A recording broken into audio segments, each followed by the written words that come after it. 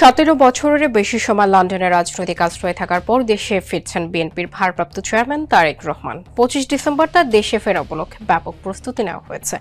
তারেক রহমানের স্বদেশ প্রত্যাবর্তনের মাধ্যমে তাকে ঘিরে তার দলের ভেতরে ও বাইরে তৈরি হওয়া উদ্বেগেরও অবসান ঘটছে।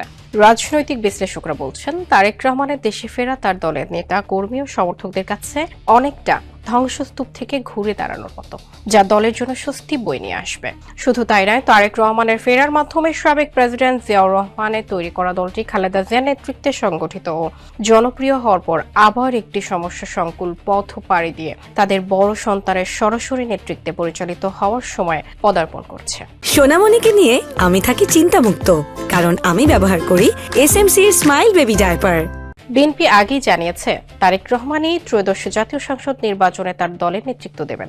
তিনি তার রাজনৈতিক জীবনে এবারই প্রথম সংসদ নির্বাচনে প্রতিদ্বন্দ্বিতা করবেন। এদিকে তারেক রহমানের আগমন উপলক্ষে রাজধানী সহ তৃণমূল পর্যায়ে বিএনপির নেতাকর্মীদের মধ্যে উৎসবের আমেজ বিরাজ করছে।